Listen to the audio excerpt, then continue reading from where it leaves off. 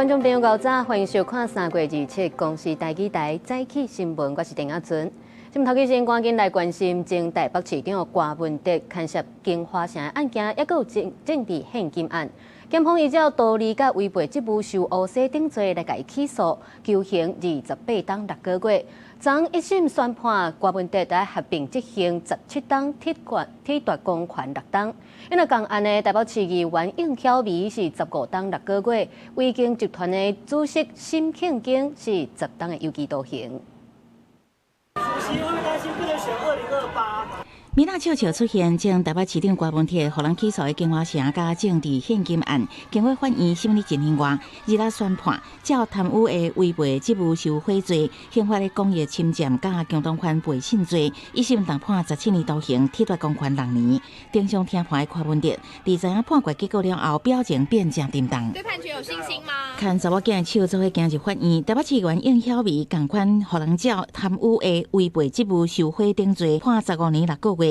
维京集团主席沈庆京加北捷前董事长李文忠是各判10年加4年6个月徒刑。专案4个关键被告一审拢有罪。柯文哲于109年3月24至26收受沈庆京以微金集团内之7人以捐款政治现金名义交付210万元，被诉收贿1500万元部分，应除柯文哲于 Excel 档案中记载的内容以外，并无其他补强证据可以佐证，不能认定他有此部分的犯罪事实。郭文德予人判有罪是合议庭认定伊为了得到财团正好的实力支持，若收诬洗钱，予金华城公司违法得到20%的用值奖励，佮以木可公司的名义侵占6000多万的政治现金，而且佮甲817万元的账目基金会公款刷去使用支付经办员工的薪水。沈庆京为打造其政商实力，长期行贿应小薇议员，对北市府相关承办人员施压。身为民意代表，依法监督台北市的市政，据其贪图利益，被其掌控之公益性的团体收受贿赂，且其以领现、缴纳信用卡费等方式制造断点。同款判同罪应晓薇伫判决理由讲到，身为议员前后收诬洗钱5250万，透过真侪届质询约见，一直讨资料，压迫基层公务人员，要求通过金华城用职案件，甚至真侪届制造金流断点，增加追查犯罪困难。在一审宣判了后，强制处分庭随调开，经合议庭评议了后，裁定李文忠维持2000万交保，不过会当拆除电子卡条。郭文德是维持7000万交保，也加可控设备。那是原本3500万加1.8亿交保的应晓薇加沈庆京，是搁予人要求搁加保3000万。记者采访报道。金华城案昨一审宣判了后，前台北市长郭文德是召开记者会，批评执政党利用司法来打压在野，甚至呛讲民进党才是强匪。因为民众党主席黄国昌是召集记者，伫咧29上开道来抗议。这场审判还不是结束，赖清德，我绝对不会投降。赖清德，我不会屈服的。面对金华城案一审，予人判17档，体罚公权6档。前台北市长郭文德日暗时开国际记者会，亲身出面回应问题。伊先批评精彩的听书完全无证据的基础，甚至充满政治性的想法，而且也指控执政党利用司法公权力，想要对在野的阵营进行毁灭性的打击，要求司法体系应该爱转来到听书正义，不是政治势力的工具。司法不可以是政治工具。更重要的是，司法不可以是有权力的执政者打压在野党的工具。所以，司法应当遵守程序正义，司法应该以证据为基础来办案，而不是以编故事的方法来定罪。逃生案件已经进入法庭的攻防，郭文德也是强调，伊对家己的操守将有信心。这场记者会先由郭文德3个辩护律师说明对审判结果的看法。郭文德是照文稿咧讲话，讲家己无道理也无贪污，佮较对总统赖清德讲明态度大正硬，表示家己会堪得考验。我没有图利，没有贪污，我非常坦荡，我自己晓得。面对媒体问到民众党受到中国渗透的看法的时，郭文德真激动，转倒啊大声讲，讲民进党才是强匪。到现在为止，抓到的共谍是陆配比较多，还是民进党的党工比较多？民进党党工。民进党才是控毁啊！民众党主席黄国昌指控这场审判是先下钱才违背的政治判决，呼吁支持者29去凯道游行，追求司法正义。同款是金华城案的国民党台北市议员应晓薇，甲维景集团主席沈庆京，一个互人判15档6个月，一个判10档，两个人拢互人加保3000万。谢谢大家，我们现在在想办法帮妈妈筹钱。沈庆京暗时10点装着钱，赶伫12点进前完成交保的程序。当时发声明对判决的结果感觉真遗憾，也毋过应晓薇查某囝还阁咧装钱，所以伫地院过暝。记者综合报道。即马瓜文地互人判关17档，依照法规，hom判超过10档有期徒刑。判决也未确定，就袂当来登记做正副总统的候选人。也就是讲，瓜文地2028年是无缘通好来选总统。因为国民党这边是来甲伊赞声批评政治打压，台北市长蒋万安也讲司法无应该相定标准，袂使政治对杀。要正义，司法要正义，小朝廷靠背。天就将民众党主席将台北市长郭文铁一审hom判17年的有期徒刑，剔脱公权6年。集结伫北院外口的民众党公职和支持者吵啊，情绪是真激动，佮和其他民众集体冲突。谢谢所有。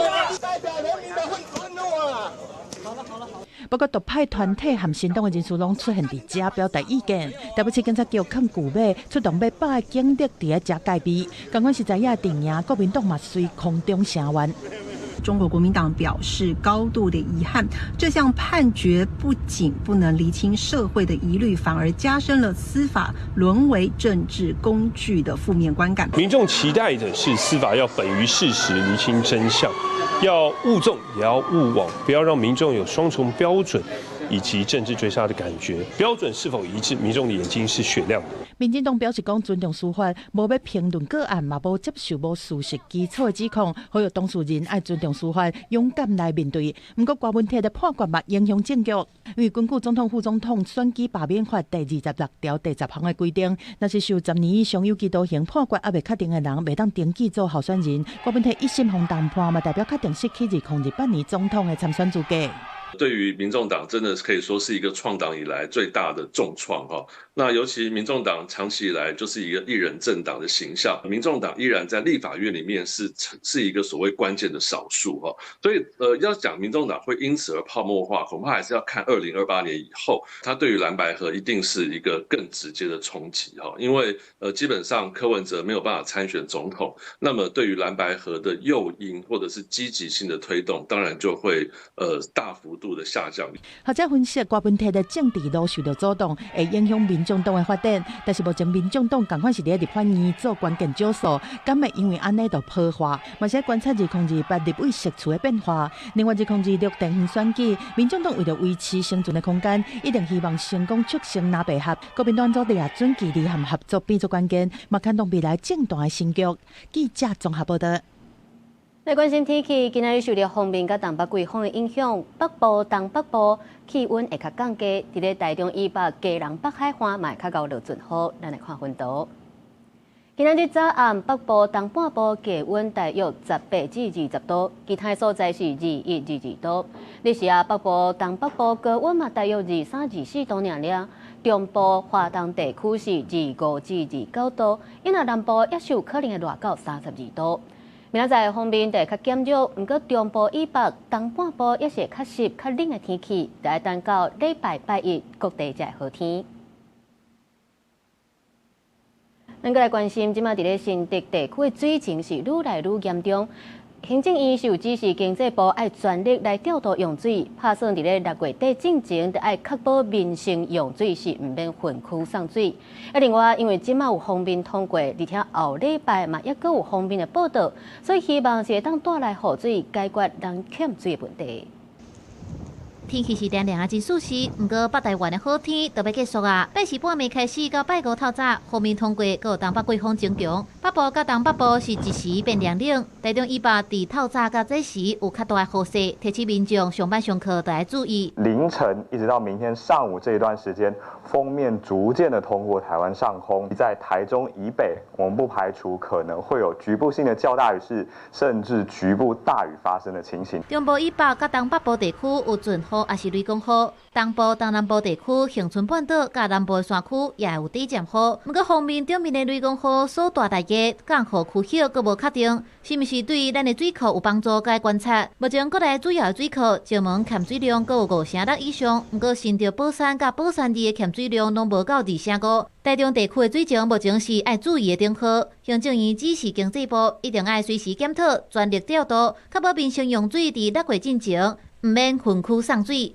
因应后续降雨的不确定性，院长请经济部务必要持续滚动检讨各地的水情，特别是蓄水量偏低的新竹、宝山及宝二水库，还有台中的鲤鱼潭水库，必须最大化的跨区支援能量。目前新竹科学园区甲产业园区继续自主欠水7%，农业部门透过轮流压产甲水门的操作，加强压产的管理。行政院指出，启动抗可化备用的水源，应用后续民生公共，也有农业用水的需求，也提醒民众得爱省水。记者综合报道。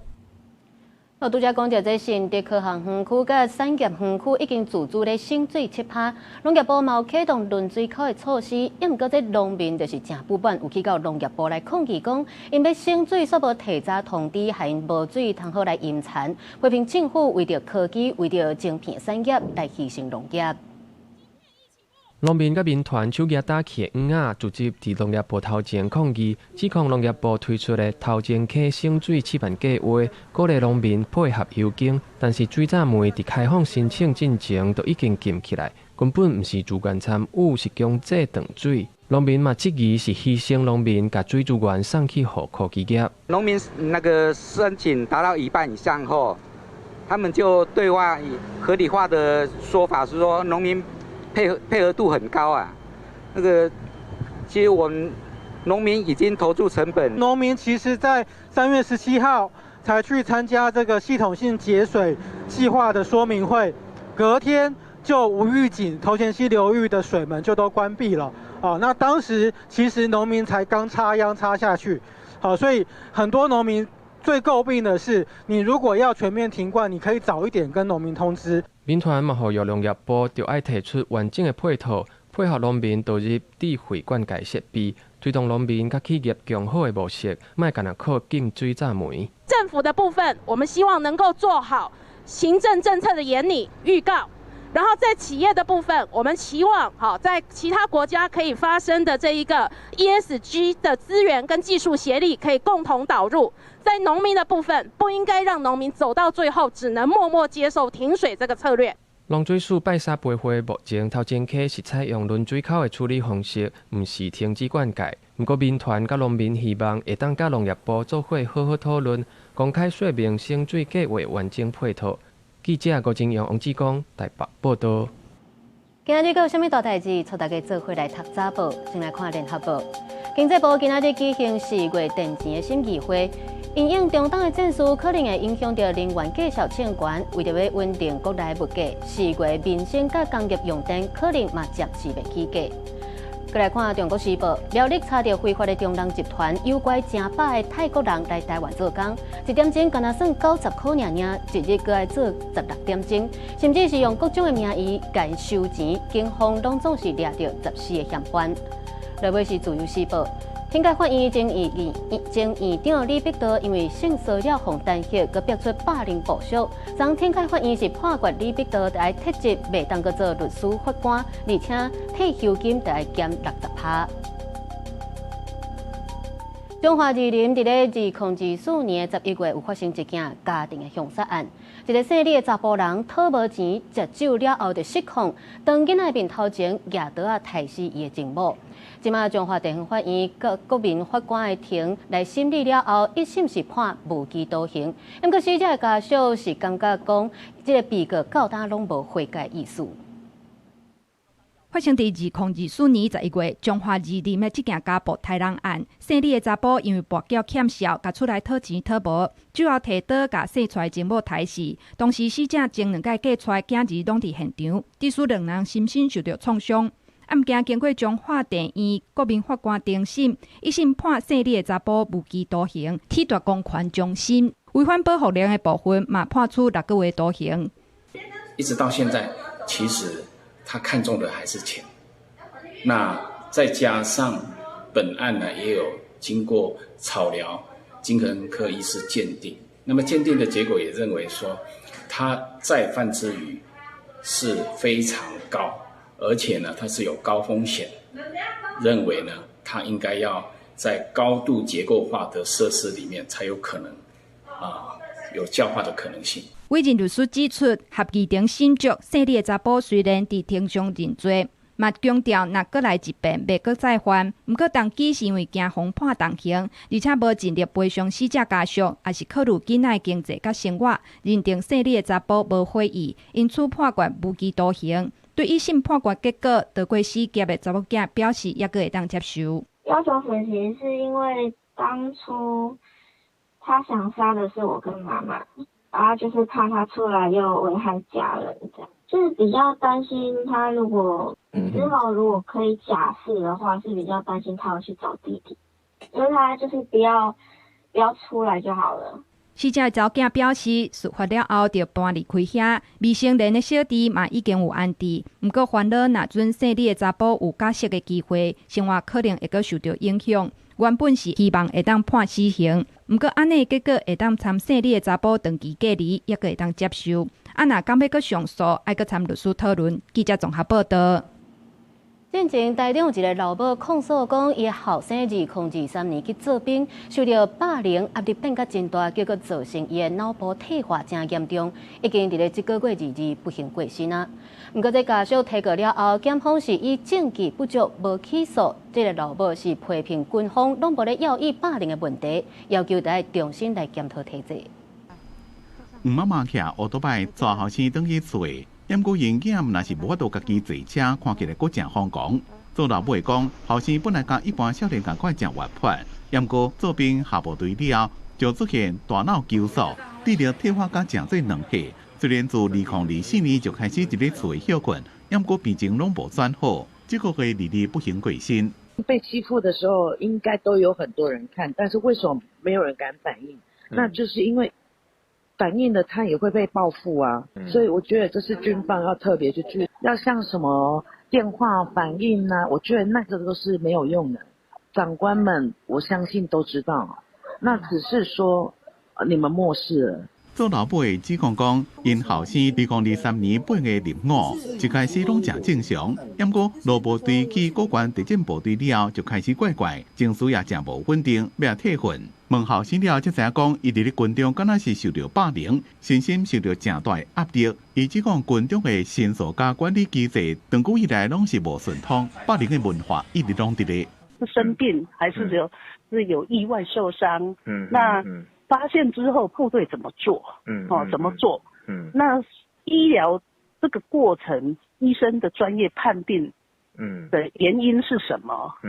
那这样可能才会比较客观正确来评论这件案子啦。长久以来关心军中人权的黄妈妈讲，后生的病情是不是甲霸凌有因果的关系？只要有更加侪调查证据，军方将继续调查了解。因为军方是发声明讲，除了强化官兵的法纪观念，也伫执行各项训练任务的过程时阵，爱确保合理管教，也有安全的环境，提升部队的战力，也爱确保训练的安全。记者综合报道。国际上后紧继续来看中东的局势。美国总统川普宣布攻击伊朗能源设施的计划要延后10日，希望这谈判会当顺利来达成协议。另外，川普也公布伊朗开放10只油船通过荷姆兹海峡的消息，讲是要伫谈判当中来表示善意。代志正顺利，且后即句话传出去，我宣布对伊朗能源厂摧毁的计划延后10天，直至到4月初6拜一美东时间暗时8点。这是美国总统 Trump 伫真实社群新的文章。无偌久之前，伊伫咧内阁会议时，予记者问到相关的问题。I don't know yet. I don't know. Mr. Witkoff and JD and Jared will tell me whether or not they think it's going along, and if it's not going along, maybe not. And 川普捌威胁，除非荷姆兹海峡重新开放，若无伊会对后礼拜一，也就是30开始攻击伊朗的能源厂。伊也表示，甲时间延后是为着达成协议。伫川普宣布这项消息进前，美国股市大落，油价大起，华尔街搁再邀期伊朗的战争敢会当结束。标普500指数跌1.7%，创下1月以来高一日上大的幅度。目前要是连续第5礼拜跌价啊。伫会谈进前，川普捌讲伊朗真希望会当达成协议。针对美方表示已经甲伊朗接触，伊朗外交部否认，而且口说川普是因为惊互人报复才救去。个营媒体也强调无甲美国会谈。另外，川普也讲到伊朗当咧复杂只油船通过荷姆兹海峡，也就是伊进前所讲的伊朗送来的甲油气相关的大礼物。伊朗这个动作明显是为着伫谈判当中展现诚意。公司新闻吴文玲编译。中东开战已经要满1个月，因为已经战超过4档的俄乌战争，到今嘛是也未结束。乌克兰的总统泽伦斯基就表示讲，这中东的局势确实是有去影响到美国总统川普的优先选项，所以川普是要求乌克兰得把这顿巴斯地区挂予罗西亚，才有法度来换到美国所讲的安全保障。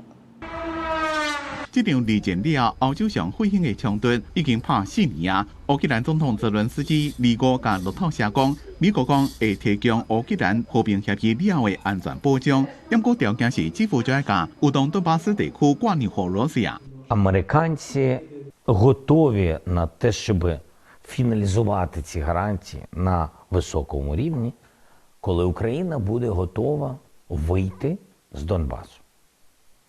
На мій погляд, атмосфера, побудована російською стороною, в діалозі з американською стороною. 泽伦斯基警告，thiết置顿巴斯并不是明知封锁，那是错误而且无道德，更加会危害欧洲的安全。Я ж не коробка цукерок, так, і не автомобіль, щоб подобатись або не подобатись тій чи іншій людині. Важливо, щоб я підходив нашому народу і виконував свої обов'язки. Тому я вважаю, що вихід зі Сходу нашої держави – це високий ризик для України, для Європи. І в кінці кінців невдалий мир – це великі ризики для Трампа і його команди. 泽伦斯基讲，受到美伊冲突影响，本来交付数量就比乌克兰需求较少的爱国者飞弹，怎么也拄到供应中断的危机。不过乌克兰会继续反击罗西亚每一边的打击。伊也讲，罗西亚正利用伊朗对美国进行勒索。У мене є довідки нашої розвідки. Росія це робить і каже, я не буду Ірану передавати розвіддані, якщо Америка припинить передавати розвіддані Україні. Чи це не шантаж? Безумовно. 公司新闻网络媒编译。伫咧15至19世纪，欧洲的强权国家甲真侪非洲的乌人卖去美洲做奴才，真侪当来拢是国际政治的敏感话题。即马联合国大会就通过一项由非洲国家加入提出来草案，认定迄当阵北美人口是上严重的反人道罪，呼吁欧洲国家应该爱来赔偿。The result of the vote is as follows: in favor 123, against 3. Abstentions 52. Therefore, draft resolution A/80/L48 is adopted. 这项草案所针对的是非洲奴隶贩卖的三大路线当中，后代人较知影的跨大西洋奴隶贸易路线，时间差不多是公元1500年至1860年。以欧洲列强为主的白人国家，甲部分非洲国家掌权的王朝交结，互几多百万的乌人变奴隶，互人当作商品卖去北美甲加勒比海各国。虽然乌奴制度早就是历史啊，非洲会伫欧美各国原来有平等的权利，甚至伫政坛嘛正出脱。不过以非洲联盟为主的国家，也是坚持要甲欧美白人国家算这条数。History does not disappear when ignored. Truth does not weaken when delayed. Crime does not rot, as we say in Africa, and justice does not expire with time. 面对非洲各国，大家拢要讨欧美感觉爱现代人为几多百年前的历史承担罪责，甚至付出赔偿，真不合理。The principle of non-retroactivity, a fundamental cornerstone of the international legal order, must be strictly upheld. References to claims for reparations also lack a sound legal basis. 除了欧美等别人国家、甲非洲的欧人国家已经无共以外，投票的结果嘛反映现阶段地缘政治的差别。像讲甲美国同盟的日韩，日本选择弃权，韩国是投赞成票。那交战的罗西亚甲乌克兰，罗西亚是选择甲非洲拉美等所讲的全球南方共一阵线。乌克兰既然偏向欧盟，当然嘛是投弃权票。公司新闻戚家人编译。国际还有啥物要紧带？带大家做回来看世界。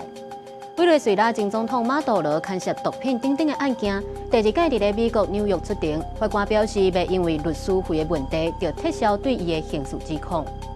英国政府加强反制网络诈骗甲洗钱，宣布制裁名单，大多数拢甲泰铢集团的单子有关系，包含伫台湾斗洗钱的李添嘛受到制裁。日本东京一间大商场，一个查甫人举刀走入去 Pokemon 的商店，杀死一个查甫店员，了后伊家己嘛行底路，警方正在调查犯案的动机。镜头转来看，咱国内中东的战火是影响到石化原料的供应。目前已经有业者公告，未去提供塑胶盒仔，花店嘛是减少使用塑胶包装。因为经济部证实讲，有发现一寡中盘商是故意慢出货。公平会表示讲，业者若是做伙来囤货、做伙起价，这行为可能是违反公平交易法，因会来调查。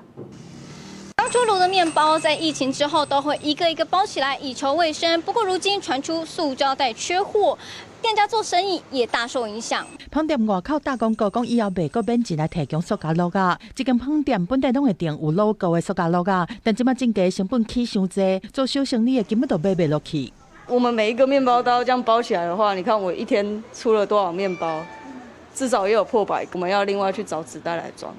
纸袋的成本就一定会比较高。业者毋若是要吸收起价的部分，若是塑胶盒仔买无，一寡品项甚至是无法度买。目前敢若会当鼓励人客买环保餐麻肉，会当省就省。另外，连原本介绍敢若受季节影响的花店，拢受到冲击。一束一束的花，外口的包材是包括套鹿仔、干的鹿仔，甚至是阿古里的鸭肉，拢是塑胶制品。即摆虽然货量够高，但酒商的报价已经调起2成到3成。我们尽可能去做一些高单价的话去做销售，这样才不会说这个成本比例在我们整个成本里面占太重。中东战争的影响是持续扩大，事实上，若塑胶制品，还有小吃店的业者反映讲，就连平常时装便当的这纸鸭肉嘛拢起价啊，烦恼讲有可能变作起价的连锁反应，以后嘛降袂落来。纸盒目前它是有贵一点点呐、如果全部都涨价，以我们的用法程度，起码也要贵差不多3000多块钱。它的纸浆可能成本并没有太大的改变。那最主要是燃料成本的部分。就是能源成本。学者分析，目前加热产业需要共同面对的问题，就是能源成本起来，应该持续关注能源的波动。降价市场烦恼的情绪一直拖。另外，面对塑胶盒仔治乱，公平会爱剔查。跟业者要资料，他回来我们要研析，而且最重要的是说，我们要经过委员会，我们尽量朝3个月来做。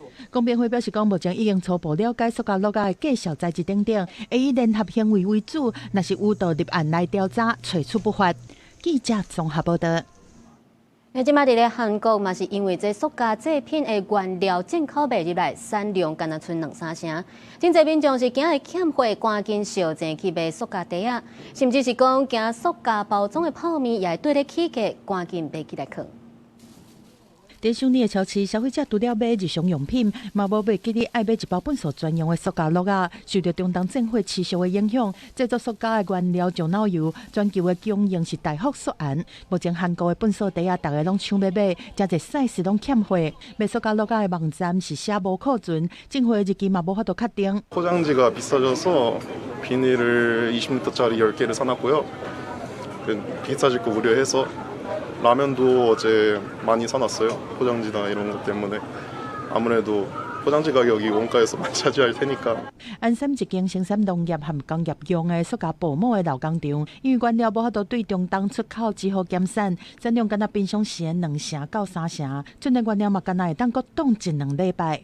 옛날에 오일 쇼크도 있고 코로나도 거쳤지만 저희는 실제로 57년 된 회사입니다. 꾸준히 한 우물만 파서 왔는데 이번 같은 큰 경우는 크게 당하는 경우는 처음 하기 때문에 우리도 상당히 당황을 하고 있고. 根据韩国国家石油公司的数据，国际石脑油的价格对1月初以来是持续一直大起，目前起伏是高达127.9%。韩国的国内有生产石脑油，但是全国差不多40%的消费量拢爱外口进口，其中一半以上拢爱经过荷姆兹海峡。韩国的产业部门表示讲，目前塑胶落的储备量会当搁冻4个月，但是石脑油的库存敢会当冻2礼拜。政府就是宣布这礼拜开始会实施石脑油的出口管制，来消透国内情形。公司新闻张淑芬编译。立法院将审查国防特别条例，针对着在野版本无列入无人机甲 AI， 总统赖清德是批评欠缺专业认知。国防部长顾立雄也强调，这个项目是一个都袂当减。不过落尾也是无共识，爱等待调野协商，可能得等到4月底，才有法度来送议会表决处理。只是进前已经签的军购法计书，即马就爱纳头期款啊，也提袂到预算。立法院日后继续审国防特别条例，有行政院1.25条版本加国民党团3800亿加 N 版本，还有民众党团4000亿版本。因果若被排除无人机 AI 2项目，总统赖清德批评在野党欠缺专业认知。民众党立委王定宇提出1.25条减 N 方向，希望有共识。国防部长顾立雄讲，7个项目一个拢袂当欠。对于俄战争高比强调会当看到，无人机载具影响真大，所以一定要建构强韧的国防自主生产能力。要透过特别预算来有一个场弹，然后产生一个规模效应，然后助推这个我们国内的无人机产业。为了要改善军购引擎的情形，国民党版本也提出听书制度。执行成效若无到核定进度50%，应该将执行机关的首长加相关主管移送监察院听书。立也表示反对，这个在野的目的是要恐吓国军，唔敢追究美国的责任。顾立雄讲，规矩该送听界，调野意见无同，遭到部分的条文拢无共识，拢保留送调野协商，恐怕要延到4月底才会送议会处理。归因为美国方面的因素，也要追究责任，欢迎你们提案。那这一点就摆明了只处理台湾的行政部门，然后连美国提都不敢提，一起提，那要去追究吗？符不符合现在的现实？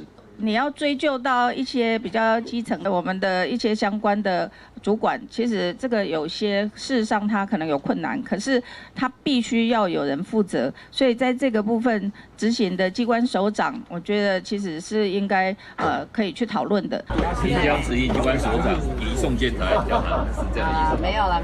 因国军进行签的4项军购法计书，其中海马斯经过案，月底进行才付首期款。因过国防特别条例也未通过，顾立雄讲，正是甲美国协商点延时间，或者是减少支付的比例。因若受中东战术延期的传习会，美国宣布决定改一个5月14到15。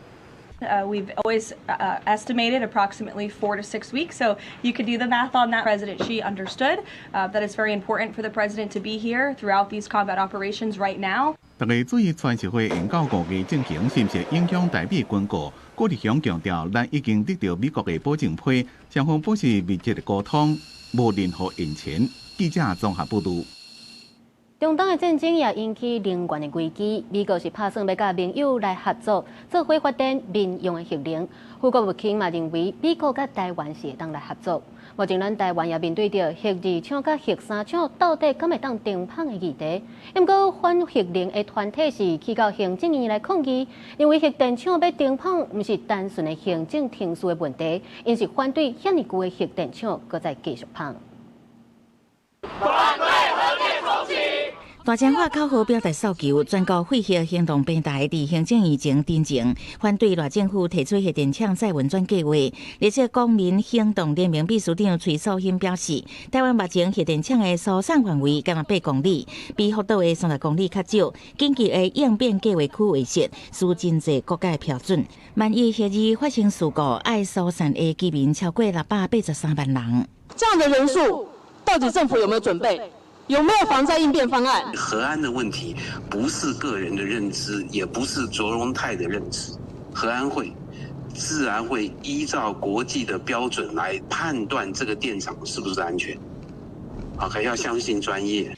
针对赖总统宣布核二、核三有停放的条件，台电表示，核三再运转计划会伫3月底前送核安会，佮甲美国西澳签约展开安检。核二是甲美国技公司合作，目前是杜业，一旦大杜设施完工，炉心燃料退出，才会当做安检。行政院声明，二次能源转型的目标无变，核电厂若是要停放，会以核安优先做最高原则来推送。核三的那个再运转计划部分，我们会依照我们约时程，在3月底送核安会，就完可以在2027年底送给核安会审查。那因为我们知道，其实在整个这个阶段当中，我们追求其实是核安是最大的一个前提。中东战争和全世界面临能源供应的危机，拄着咱国内要停放核二、核三的讨论。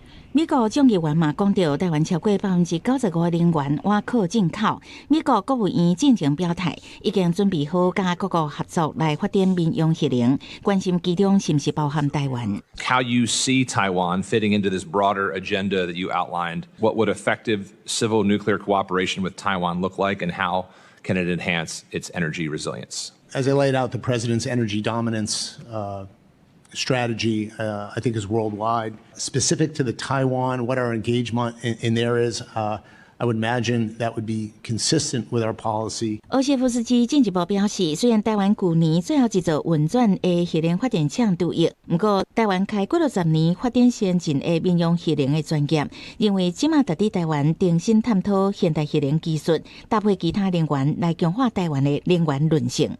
记者采访报道。咱搁来关心南投要设置焚化炉争议。昨昏环保局有召开预定地连外道路焚化工程的会议，打算是要甲做甲8公尺宽。不过自救会甲环团就去到现场来抗议，批评专案的宽评都拢也未通过，就赶紧要来发包做路，违反行政程序，甚至就连地主、国产署拢无来到现场，这程序也是违法。反对拓宽，反对拓宽，程序违法。自救会成员甲环保团体提2排甲布条大声抗议，因为争议不断的南投县民间乡焚化炉案，日来环保局召开连外道路拓宽工程会议，因认为焚化炉都还未通过宽评，都着急拓宽道路违反行政程序，敢若亲像硬要通过。伊拓宽就是要去焚化炉，我都无爱有焚化炉啊！因为伊岛啊土地无代无志，就要甲收等于阮的子子孙孙都无当做无当食嘛。程序上也是违法，那要做嘛是爱听候环评总过了后吼。来做安尼才较正当。来焚化炉预定地另外道路新民巷上下所在是4公尺，拓宽计划全长1500公尺。道路倒边是落水溪，北边是爆花，正边是农地，预定宽宽到8公尺。宽团批评当地是国有地，拓宽工程会议建议无邀请国产署参加，正含的代志搁加一件。国产署的人拢总无来，你就要开这个会，这个会。你敢有想到讲，咱的焚化炉要会使去，袂使去，要唔知影？你就要烦恼咯。我们今天有特别找了水利署针对往堤防内拓宽是会有执行上的困难，那并没有决定要往哪个方向来拓宽，所以的确还没有找相关的道路管理单位来去做讨论哦。那直到我们确定我们拓宽的方向，那就会找相关的土地所有权人，包括管理人来取得相关的同意，才会做道路的拓宽。南投县政府讲，这届会议是邀请道路管线甲水利署这个机关确认地下管线配置问题，也未决定拓宽范围牵涉到爆花还是农地，所以无邀请国产署列席。而且无论焚化炉是不是兴建，提供民众一条更加方便安全的道路，这本来都是县政府的责任，两个案件会分开处理。记者采访报道。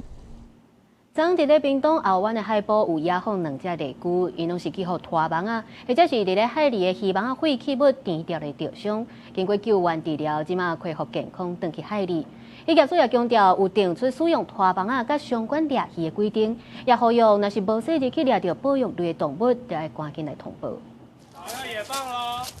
虽然正边的警卡登去，验估计放来了，这只海龟也是下性命受喺大海。海保署顶单位日当伫咧屏东后湾海沙坡野放第118加119只海龟，其中第119只蓝死龟，去年3月伫平湖和废弃的渔网填掉的，这警卡歹死切掉，怎么恢复健康野放？它之前其实就是被渔网缠绕的，然后就坏死，所以截肢。那其实海洋相关的废弃物，不管是渔网或者是垃圾，其实目前依旧是整体海洋上面非常大的危机之一。常常有虎鱼菇造成保育类动物伤亡的代志。宜兰盐帮市场14就发现这只濒危的吉菇，食着希望甜的脆的，收治了也是不幸死亡，对北岛来跳出9公尺长的希望。用那个化学方式的去回收，把它变成已经到那个尼龙的新的颗粒一样的回收的料。那这个料除了可以再做这个桶子以外啊，我们现在也让它能够再生到比较高端的一些产品。这个黑色的救援野放箱，规个拢是海废物做的，旧的是固定废弃物，唔但影响环境，也会伤害海洋生物。海保署甲民间企业合作，让海废物变成有循环记录的保育设备。不过人类威胁唔但海废物，第118只野货的海龟，真正是互拖网抓到。所有的拖网渔船禁止在3海里面作业，50吨以上的渔船禁止在距岸12海里面作业。我们会照渔业法规定处3到15万元，船主跟船长的部分都会做处罚。除了拖网，同款是无差别捕猎特色的刺网，也危害生态。台湾已经有17个县市伫咧峽谷海域明定刺网禁渔期或者是禁渔区。那违规捕猎被发现，会移送地方政府裁罚。渔业署也自106年开始禁止新造加转接刺网渔船，并且继续辅导转型。渔民若是无随地猎到保育类生物，一定要通报海巡等相关单位。记者综合报道。来看高雄规划儿童节清明连假，要伫咧画武营艺术中心来办一个恐龙的乐园。这2天啊，这厂商是已经开始咧到这恐龙开始去运作。不过其中一只14公尺长的雷龙，这颔棍啊，那像有接抓，就有民众来质疑讲，那会袂前辈已经断去啊？因那教育局是赶紧出来赔回，讲这是甲伊斗起来工法引起误解，毋是歹去。恐龙头哪摇尾哪海，佫有发出叫声，这是准备要伫维武营展演的机械恐龙。教育局委托的厂商25下晡开始斗，这只14米长的雷龙斗古势开始试捧，随声侪大人囡仔来看。不过大家愈看愈奇怪，工作人员哪会咧舔雷龙的颔棍啊？民众质疑，哪会活动也要开始，物件就先害去。连风收头啊，是安怎断去安尼啊？所以你看到伊颔棍遐，你嘛感觉讲伊是断去遐？看起来有可能是安尼。可能运过来的时候就已经断掉才接，你看它有接啊。是带小孩纯粹来这里拍照。啊，你有听人讲恐龙发生什么代志？好，新闻上我看好像是说搬运的时候弄到的。看到大家拢咧风声维武营展示的恐龙头断去，主办的高雄市教育局赶紧出面来澄清，讲这只雷龙因为体型较大，为着好运送，原地设计头甲身躯都是分开的。民众看到颔棍顶悬天过分者，是要甲斗起来工法之一，毋是因为弄断去，也是有其他的算断。第一个把头接上去的时候。然后会用螺丝固定，这是第一个步骤。然后再来，因为它皮的部分要做缝合，缝合完之后，我们会再上那个一个胶，然后把它盖住，然后之后会再用那个喷漆，然后最后再上油性的原料，复原它皮肤的颜色。因为雷龙也未完全斗过，教育局也特别伫头前挂牌啊，甲大家说明，讲这毋是受伤。教育局表示，这摆清明连假伫维武营，毋但有120只机械恐龙会当看，阁有来自日本用真人落去操作的恐龙，欢迎囡仔兄囡仔姐到时做伙来斗闹热。记者柯家族、柯朝阳、高雄场报道。另外消息来关心，公路局有举行驾照管理改革措施的记者会，宣布对3月31开始要推动2项互考驾照变更较严格措施。学生照甲训班教练的指示赛车，准备要考驾照。不过，即马驾照的制度全面加严。交通部公路局宣布，3月31开始推动2项驾照改革措施：小型车、大型车场地考验，增加停留的项目，甲矫正防治办公室。推动小型车还有这个大型车常考增加停让的一个项目。那这个部分的话，也就是之前在驾照管理3策略里面所提到，就是说透过这个训练跟考验的一个方式，希望能够来这个提升人本驾驶人的这个人本交通的一个素养。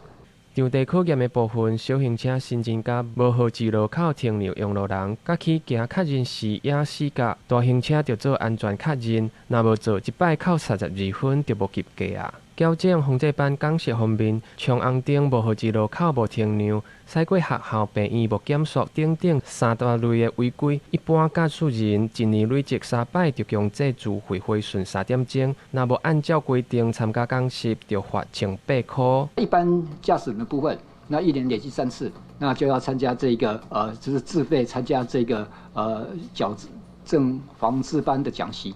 那这个营业大型车驾驶的部分，1年只这个累积2次，就要自费参加这个导演讲习。另外，代替经历过普悠玛甲泰鲁国事故的伤痛，交通部采用事故家属建议拜四宣布正式启用中台公共运输事故支援专线。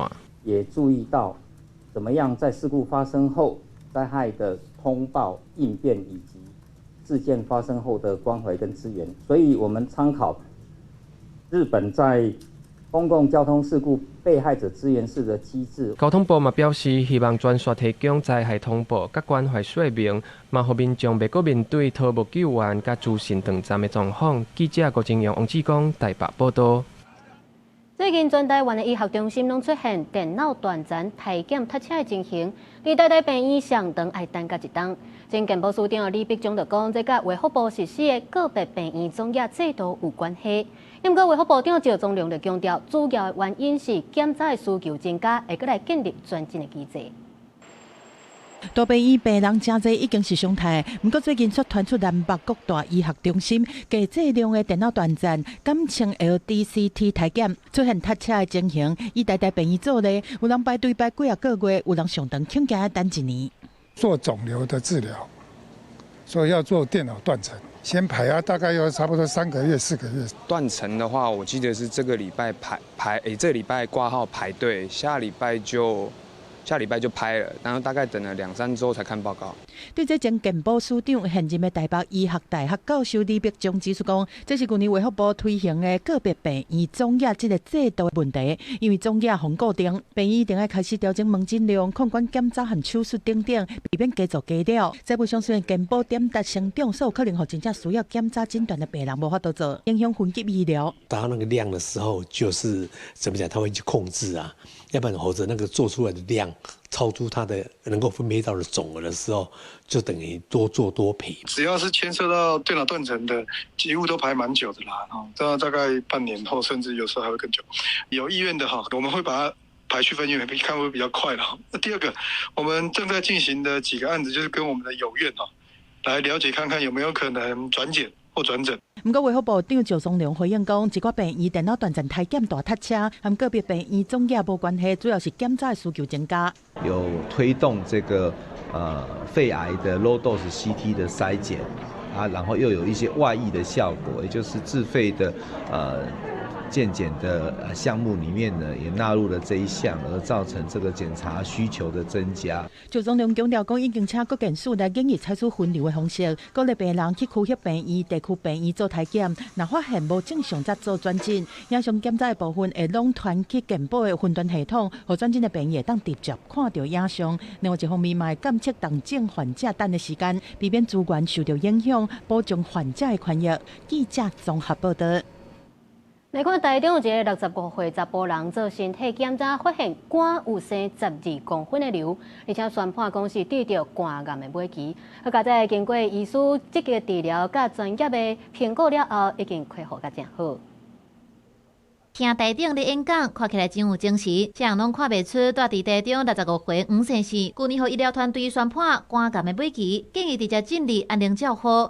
做工的伊一天5包粉，一称200cc 的高粱酒。去年因为非常的疲劳、骨头酸痛，感觉奇怪，结果检查了才发现肝生12公分的肿瘤，而且侵犯2/3肝的主门静脉。我感觉人足疲劳的，骨头足酸的，工课无做阁袂使啊。做工人无做咪哪会使？检查出来时是，敢若阮兜人哭到要死，艰苦到要死。我就想讲，若医会好紧医好，减轻厝的负担。肝癌是台湾第2定发生的癌症，大部分的患者伫诊断出来时，定是尾期，平均会当活3个月到半年。5岁时就医了后，电脑断层发现肿瘤伫倒边的肝，台中荣总用真济科合并治疗的策略，整效放射、免药、标靶治疗甲肿瘤双塔，成功让肿瘤救甲剩8.2公分。这精准评估患者肝功能的状况，也有敢有衰微，那么可能引发肝的衰竭。预估就是他的肝脏在切掉这些肿瘤的部分有没有办法再生？那如果他的肝脏的再生的能力不强，就会导致肝衰竭的状况发生。医疗团队透过15届的放射治疗，甲主门静脉双塔改善到1/2，佮甲倒边的肝切掉，保留正平健康的肝。手术了后恢复甲真好。病理报告检体完全找无癌细胞，后续有关要登去病院追踪。病院强调治疗拢有健保的给付，肝癌的末期有关会当转倒，肝癌的患者会当积极找专业的协助。记者综合报道。台语歌甲美国的 Jazz 音乐结合做伙，想袂到嘛是真适配。伫咧美国华盛顿就有一阵台湾的音乐家是招当地 Jazz 乐手做伙来演奏台语歌。咱来看台语台国际记者主持报道。弦乐、乐琴、琴吉他、大提琴合奏，伫美国华盛顿煞听到台湾歌曲，阮若拍开心内门窗，阁有望春风。原来有一群住伫美国几10栋的台湾人，邀请在地爵士音乐家做伙演出。我爸爸妈妈甲我阿公阿嬷拢是听这个歌曲大汉的，用这个机会，互美国人了解咱正港的台湾歌成做什么款。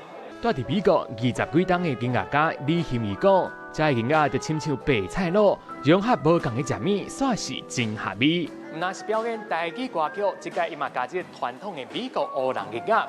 乐团的歌手嘛讲，伫准备的过程当中，伊嘛更加熟悉台语的文化和历史。The human rights struggle over the decades that the Taiwanese people, and even to this day, the struggle for their freedom and their humanity links up very well with the human rights struggle of the African American people. Those two aspects, I think, match up the music of the Taiwanese people with African American music, especially those of Nat King Cole. 头一摆听到用台湾乐器演奏音乐家 Nat King Cole 的微微笑，美国观众是真痴迷。What a great combination of having a fusion Asian Nat King Cole, and actually it was a lot of interest to try to figure out exactly what that was all about. Music that most people would think was only American, but the everything fit beautifully together. 现在这种乐器，伫美国因较无听过这种物件，所以我就尽量把二胡的特色甲表现出来。除了爵士音乐，伊嘛试过少年人介意的摇滚音乐。乐团嘛认为，台湾歌曲传承台湾人争取人权的历史，这甲美国黑人民权运动的历史真相像。伫美国的台湾音乐家嘛希望透过演出，让更较侪人听到台语音乐。公司国际记者彭祖哲，美国华盛顿报道。中东的战争造成真侪古迹损坏，敢若伊朗着56例的古迹受损。另外，伫咧泰国甲柬埔寨冲突，双方拢当作是领土的一间圣庙，嘛是有8成已经毁掉。宫殿外口规涂骹的碎玻璃，内底镜面的天棚甲壁明显毁损。伊朗18世纪方式为藉鼓励斯坦宫、国教玫瑰宫结合传统波斯建筑加新建筑元素，是德黑兰上受欢迎，而且上有代表性的旅游景点之一。自2013年列入世界文化遗址，即马气候战火毁损，建筑结构甲内部墙壁拢有破坏。In the case of Kholistan, there was a building which was adjacent to the palace that was hit, and so just the waves and the bomb sort of waves hit also the building and caused some damage to the windows and and structures. But of course, we will need, once the security situation allows us, to go and verify damage on the spot. 那玫瑰宫失去光彩，伊朗向联合国教科文组织通报至少有4位国际毁损，包括伫伊朗发现的17世纪40条宫，也有伊朗上古老的拜五清真寺、主礼清真寺，拢需要加强保护。换看东南亚，互战争毁损的，还有一个引起泰柬两国领土争议的圣庙，别为下次。这个有千年历史的古庙，甲吴哥窟同款，由高明帝国建造，2008年列入世界遗产，互柬埔寨当作重要的文化遗迹。不过，去年泰柬两国几落届发生冲突，这个遗址有8成，结果差不多崩塌。ការជួសជុលមែនទេគឺពីពិបាកមែនទេកន្លែងខ្លះស្លឹកឈើមួយចំនួនរចនាសម្ព័ន្ធប្រាសាទមួយចំនួនគឺកលនឹងរលំហើយឥឡូវយើងអ្នកជំនាញការបច្ចេកទេសទៅលើការជួសជុលហ្នឹងគឺវាតម្លៃហើយថាក្នុងពេលរដូវភ្លៀងខាងមុខនេះប្រហែលជាអាចមានកន្លែងមួយចំនួននឹងរលំធ្លាក់公司新闻詹慧敏编译。伫新闻的最后，再回来关心今仔日还有未来3天的气象。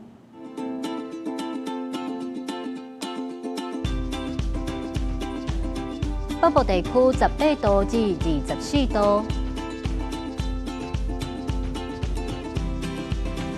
中部地区19度至28度，南部地区20度至32度，东部地区19度至28度。关岛地区13度至25度，也佮有未来3天的气象。